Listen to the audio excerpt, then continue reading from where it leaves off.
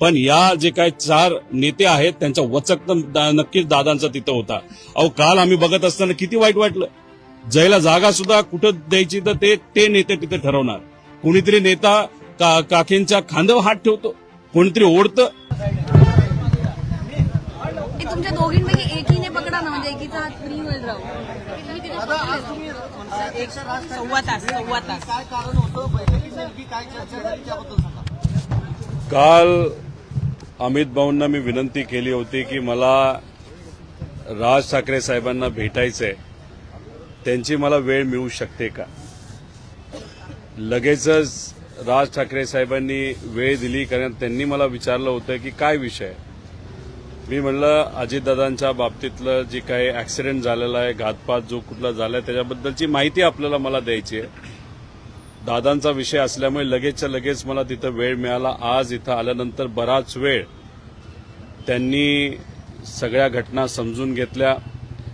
जी काय माहिती मी घेऊन गेलो होतो ती पूर्ण माहिती त्यांनी समजून घेतली आणि ती माहिती समजून घेतल्यानंतर बोलत असताना त्यांनी सांगितलं की महत्वाचा विषय आणि सगळ्यात महत्वाचा प्रश्न एवढाच आहे की FIR पोलिसांनी का नाही घेतला.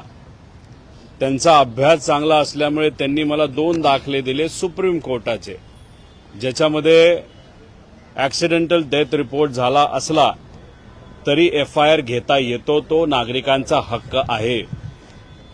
आणि एक दुसरा दाखला ज्याच्यामध्ये काही झालं तरी FIR घ्यावाच लागतो पोलिसांचा, हा दुसरा दाखला त्यांनी तिथं दिला होता.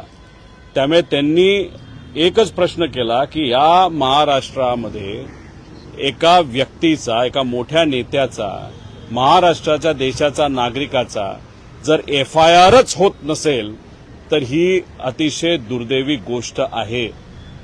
त्या बाबतीत ते काय भूमिका घेतील, कसं घेतील हे आपल्याला येत्या काळामध्ये त्या ठिकाणी कळेलच. पण त्यांनी सांगितलं की दादांना मी ओळखत होतो, जवळून आम्ही काम केलेलं आहे, जेव्हा केव्हा भेटायचो आम्ही तेव्हा बोलायचो.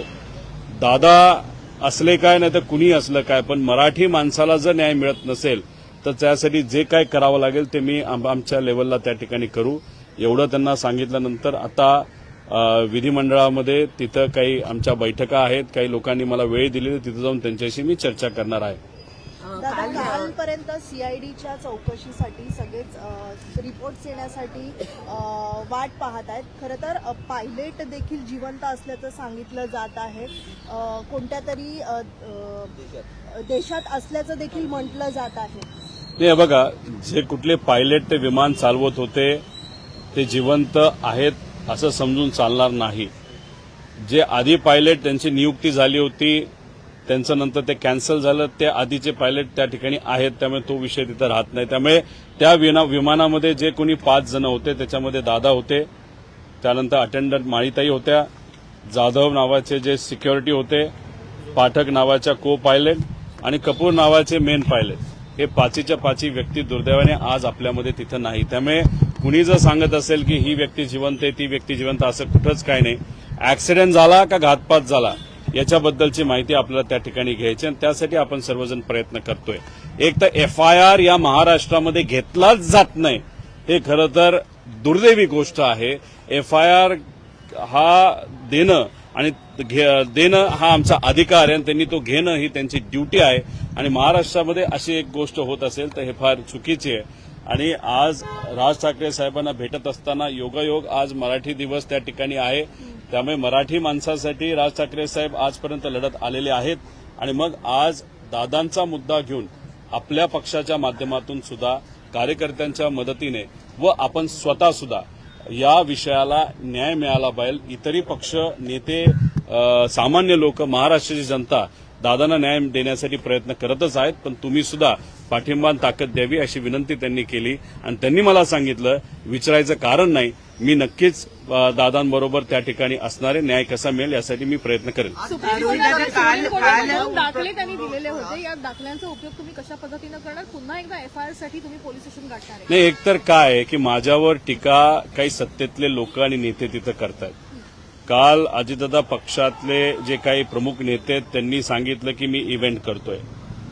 बरं, मी इव्हेंट करतोय असं तुम्ही समजा, तर तुम्ही सत्तेत आहात ना, स्टंट करतोय. तुम्ही सत्तेत आहात ना, FIR हा सगळ्यांचा अधिकार आहे. मी विरोधात आहे म्हणून तुम्ही माझा FIR घेऊन देत नाही तर घेतला जात नाही. तुम्ही सत्तेत आहात ना, तुम्हाला काय माझ्याबद्दल वाटायचं वाटू द्या, मग सत्तेचा वापर करून तपास काय दिशेनं जातो हे आपण तात्पुरता बाजूला ठेवा. साधा एक FIR करून देण्यासाठी थोडीशी मदत तरी करा. भाषणं नुसती करत चाललेला आहात तुम्ही. इथं आम्ही सर्वजण, महाराष्ट्रातली जनता, सर्व इतर पक्षातले लोक दादांना न्याय कसा मिळतील यासाठी प्रयत्न करतायत आणि हे लोक मात्र भाषणाच्या माध्यमातून राजकीय टिप्पणी त्या ठिकाणी करत असतील. आणि दुर्दैव असं त्या भाषणामध्ये एक तर महाशय असे बोलले की म्हणजे नवीन पर्व त्या ठिकाणी सुरू झाले. अजित पर्व संपणारच नाही, कारण का लोकांच्या मनामध्ये दादांप्रती प्रेम आहे आणि ही घटना घडली त्याबाबतीत शंका आहे. त्यामुळे दादांना न्याय देण्यासाठी त्या नेत्यांना जर प्रयत्न करायचा असेल तर आज ती वेळ आहे. आज FIR घेण्यासाठी कुठेतरी प्रयत्न करा. आणि FIR का घेतला पाहिजे, एक जनतेने सुद्धा समजून घेतलं पाहिजे. FIR मध्ये जे मुद्दे घेतलेले आहेत, ज्यांच्याबद्दलचे आपण FIR करणार आहोत, जेव्हा हा विषय CID कडे असतो नाहीतर CBI कडे जातो, FIR झाला की त्या एजन्सीला त्या विषयामध्ये इन्व्हेस्टिगेशन करावंच लागतं. त्यामुळे FIR असणं हे महत्वाचं आहे, तो आपला अधिकार आहे. आणि जे मुद्दे आपण घेऊन जातो त्याच्यात जर आपण इन्व्हेस्टिगेशन नाही केलं तर हे क्रिमिनल इन्व्हेस्टिगेशन होणार नाही, फक्त ऍक्सिडेंटचं तिथे इन्व्हेस्टिगेशन होईल. म्हणून ही भूमिका त्या ठिकाणी आम्ही घेतो. रिपोर्ट आज येण्याची शक्यता आहे. हे बघा, जे मुरली मोहोळ साहेब आहेत ते या देशाचे स्टेट एव्हिएशन मिनिस्टर तिथं आहेत. आता त्यांनी तिथं सांगितलं होतं की 1 महिना होण्यापूर्वी दुर्घटनेला आमचा रिपोर्ट तिथं आला पाहिजे. उद्या 1 महिना पूर्ण होतोय. आता 1 महिना तुमच्या हातामध्ये होता, आता प्रिलिमिनरी रिपोर्ट तुमचा कधी येतोय हे आम्ही बघतोय. आज उद्या येतोय, याच्याची वाट आम्ही बघणार आहोत.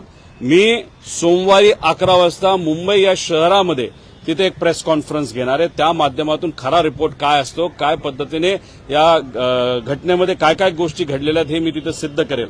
आणि रिपोर्ट जो आज उद्या येणार आहे तो जर थातूर मातूर दिला, नावापुरता दिला, तर महाराष्ट्राची जनता यांना सोडणार नाही. त्यामुळे थातूर मातूर साधा द्यायचा म्हणून एखादा रिपोर्ट तुम्ही देत असाल तर हे आम्हाला मान्य नाही. देत असताना योग्य पद्धतीचाच रिपोर्ट त्या ठिकाणी दिला गेला पाहिजे, अशी आमच्या सगळ्यांची मागणी आहे. तुमच्यावर आरोप होतोय की तुम्हा सगळ्यांवरच, म्हणजे शरद पवार पक्षावर, की अजितदादांना अग्निसुद्धा दिला नव्हता, तुम्ही विलिनीकरणाच्या चर्चा सुरू केल्या, सुनेत्रा पवार यांनी शपथ घेतली, तुम्ही त्यांचं अभिनंदन किंवा त्यांना शुभेच्छा कोणीही दिल्या नाही. काल सुद्धा मुद्दाम तुम्ही सगळा स्टंट केला, कारण काल त्यांना राष्ट्रीय अध्यक्ष घोषित केलं जात होतं.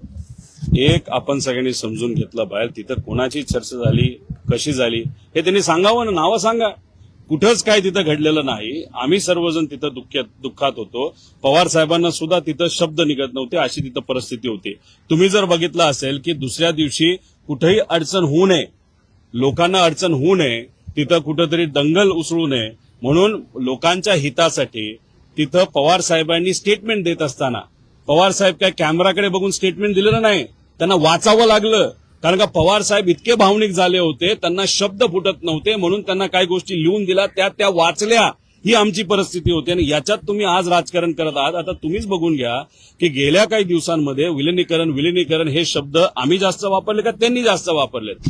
अजितदादा पक्षाचे जे कोणी चार जे लोक आहेत त्यांनी काय केलंय तर त्यांनी फक्त हे विषयाला जिवंत ठेवलेलं आहे. का, याच्याशिवाय त्यांचं महत्व तिथं दिसत नाही. मला फक्त या नेत्यांना एवढंच सांगायचं, राजकारण तुम्ही करा, आम्ही आमच्या लेवलला करू, पण आता राजकारणाची वेळ नाही. पण तुम्ही तुमच्या पक्षामध्ये आज राष्ट्रीय अध्यक्ष कोण झाले तर सुनेत्रा काकी झालेले आहेत. त्याच्याच बरोबर आज उपमुख्यमंत्री कोण आहेत तर सुनेत्रा काकी आहेत. त्यामुळे तिथं वागत असताना स्टेजवर आणि इतर गोष्टीमध्ये जरा सांभाळून वागा, कारण महाराष्ट्र तिथं बघतोय. एक तर महिलांचा आदर ठेवणं हे महत्वाचं आहे. आणि दादांची वचक काय होती, दादांचं प्रेम कार्यकर्त्यांवर होतं, आमदारांवर होतं आणि महाराष्ट्रावर होतं. पण या जे काही 4 नेते आहेत त्यांच्या वचक तर नक्कीच दादांचा तिथं होता. अहो काल आम्ही बघत असताना किती वाईट वाटलं. जायला जागा सुद्धा कुठं द्यायची तर ते नेते तिथे ठरवणार. कोणीतरी नेता काकींच्या खांद्यावर हात ठेवतो, कोणीतरी ओढतं, कोणी काय करतं. म्हणजे हे बघून महाराष्ट्राची जनता आम्हाला ह्या गोष्टी वाटत नाही. आता तुम्ही ह्याच्यात आम्ही राजकारण करतोय असं म्हणतोय. तुम्ही राजकारणाचा मुद्दा काढला म्हणून आता आम्ही भावनिक मुद्दा काढतो. त्यामुळे आमच्या काकींचा जो आदर आहे, कारण काकी मोठ्या नेत्या आहेत, त्या नक्कीच खूप चांगलं काम अजितदादांचं काम सारखं काम करतील असा आम्हाला विश्वास आहे. पण जरा सांभाळून वागा आणि सांभाळून त्या ठिकाणी बोला, एवढंच या ठिकाणी सांगतो. सुनेत्रा पवारांना काल माध्यमांशी काही बोलायचं होतं का, असं दिसलं का तुम्हाला त्या दृश्यांमधून? कारण त्यांना काही नेत्यांनी सांगितलं की पुढचं आम्ही बोलतो, अशी दृश्य सध्या नाही, मी माध्यमांवर फिरत आहेत. एक तर त्या सगळे भाषण कुठं ऐकले नाहीत. काकींचं भाषण मी ऐकलं, भाषण ते चांगलं होतं, त्यातून संदेश त्यांनी त्या ठिकाणी चांगला दिला. त्याच्या व्यतिरिक्त जे बाकीचे बोलले त्यांचं भाषण पूर्वी ऐकण्यासारखं नव्हतं आणि आजही ऐकण्यासारखं नाही. त्यात कंटेंटच नसतो, त्यात महत्वाचे मुद्दे सुद्धा त्या ठिकाणी नसतात. त्यामुळे मी काय त्यांचं भाषण ऐकलं नाही. नंतर काय घडलं हे मला तरी त्या ठिकाणी माहित नाही. पण एक आहे की सुनेत्रा काकी या सक्षम महिला आहेत, पवार परिवाराच्या एक घटक आहेत आणि मग त्याच्यात त्या प्रेस कॉन्फरन्सेसला सुद्धा समोर जाऊ शकतात. त्यांना वाटेल ते त्या ठिकाणी बोलू शकतात. जर कोणाला वाटत असेल की सुनेत्रा काकींना आपण कंट्रोल करू शकतो, दादांना कंट्रोल करता येत नव्हतं पण काकींना करता येईल, तर ते भ्रमात आहेत.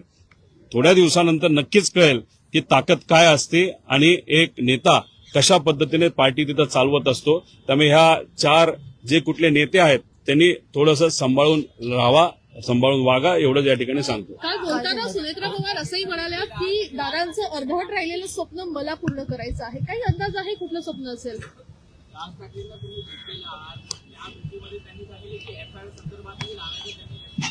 आता तुम्हाला राज ठाकरेंकडून नेमकी अपेक्षा काय आहे आणि राज ठाकरे तुम्हाला काय आश्वासन देतात? तर बघा, इथं व्यक्तिगत लेवलला, भावनिक लेवलला मी राज ठाकरे साहेबांना त्या ठिकाणी भेटलेलो आहे. माझ्या मनामध्ये जे जे काय होतं ते मी तिथं बोलून दाखवलं. माझ्याकडे जे जे कागद होते ते मी त्यांना तिथं दिलेले आहेत आणि मी दुसरी कुठलीही तिथं अपेक्षा केली नाही. माझं फक्त एकच आहे की मराठी माणसाच्या पाठीमागे ते नेहमी भक्कमपणे त्या ठिकाणी राहिलेले आहेत. एवढ्या मोठ्या नेत्याकडनं, आणि ते सरळ बोलणारे नेते आहेत, त्यामुळे त्यांच्याकडनं माझी नक्कीच अपेक्षा आहे, मनोमन अपेक्षा आहे. मी बोलून दाखवली नाही आणि ते योग्यच निर्णय आणि योग्यच पद्धतीने या विषयाला पाठिंबा देतील असा मला त्या ठिकाणी विश्वास आहे.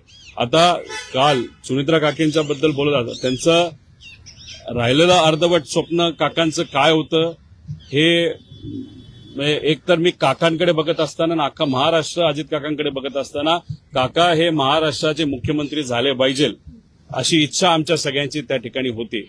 आता काकी बोलत असताना अर्धवट राहिलेलं स्वप्न हे विकासाच्या बाबतीत, कारण दादा नेहमी फक्त विकासाबद्दल बोलायचे. महाराष्ट्राला एक नंबरचं राज्य बनवायचंय, विकास करायचा आहे, त्या स्वप्नाबद्दल त्या बोलल्या का वेगळं काही स्वप्न तिथं बोललंय हे मला माहित नाही. पण मी काकींनाही विनंती करतो, त्याच्याबरोबर सगळ्याच लोकांना, नेत्यांना जे सत्तेत विनंती करतो, FIR दाखल होणं महत्वाचं आहे. दाखल जो FIR होईल त्याच्यावरच इन्व्हेस्टिगेशन होईल आणि इन्व्हेस्टिगेशन त्या पद्धतीने झालं तरच आपल्याला अजितदादांना न्याय देता येईल.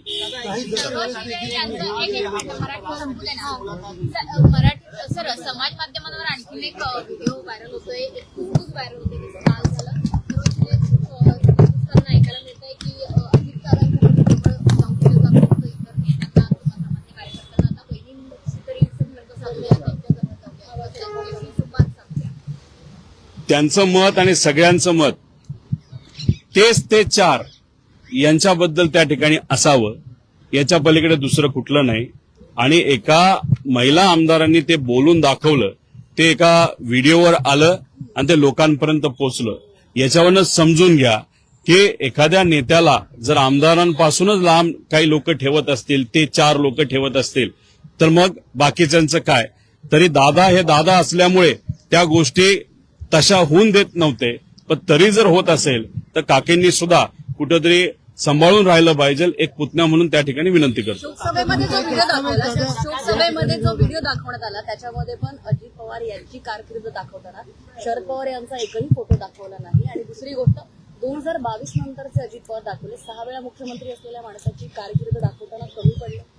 माझं एकच मत आहे की साहेबांचा फोटो दाखवला का नाही दाखवला, लोकांना माहितीये की साहेबांचं अजित काकांवर प्रेम होतं, अजित काकांचं साहेबांवर प्रेम होतं आणि त्यांच्या जडणघडणीमध्ये पवार साहेबांचा काय वाटा हे दुनियाला तिथं माहितीये.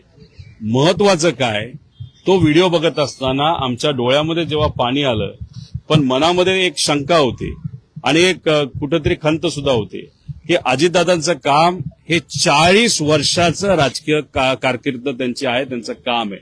पण दाखवत असताना जेव्हा कॅश बॉक्स च्या पद्धतीने फक्त 2 वर्षाचाच विषय त्या ठिकाणी दाखवला, पण त्यांचं बाकीचं जे काम आहे जेव्हा 85 सालापासूनचं ते असेल ना तर त्याच्या आधीपासूनचं असेल, जर तुम्हाला कोऑपरेटिव्ह मुवमेंट पासून बघायचं असेल त्या गोष्टी दाखवल्या नाही.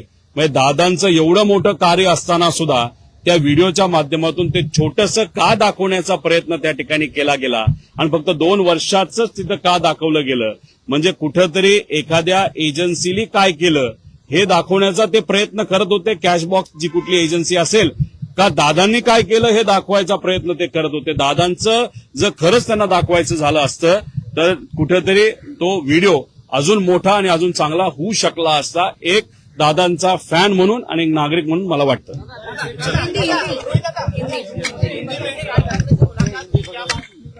देखो, राज ठाकरे साहब को मैंने वहां पे डॉक्यूमेंट्स दिए हैं, एफआईआर नहीं हो रहा ये मुद्दा उनके सामने वहां पे मैंने प्रस्तुत किया. उसके साथ जो रिसर्च मैंने किया है वो डॉक्यूमेंट, जैसे अलग जो दूसरे बड़े नेता हैं जैसे राज ठाकरे साहब भी महाराष्ट्र के बड़े नेता हैं, उनको भी उसके बारे में भी इंफॉर्मेशन वहां पे मैंने दी है.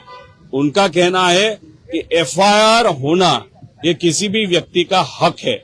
अगर महाराष्ट्र में एक नेता का एक्सीडेंट या जो भी कॉन्स्पिरेसी है वहां पे उनका मृत्यु होता है, उनके मृत्यु के बारे में अगर एफआईआर महाराष्ट्र में लिया नहीं जा रहा तो ये उचित चीज नहीं है, ऐसे उनका स्टेटमेंट है. आगे जाके वो डेफिनेटली इस विषय के लिए सपोर्ट करेंगे, ऐसा मुझे विश्वास है. खेळ, मनोरंजन आणि देशभरातील महत्त्वपूर्ण बातम्या आणि माहितीपूर्ण व्हिडिओ पाहण्यासाठी प्राईम मराठीला सबस्क्राईब करा. व्हिडिओ आवडल्यास लाईक करा, मित्रांसोबत शेअर करा आणि आपली प्रतिक्रिया कमेंटद्वारे अवश्य कळवा. पाहत रहा प्राईम मराठी.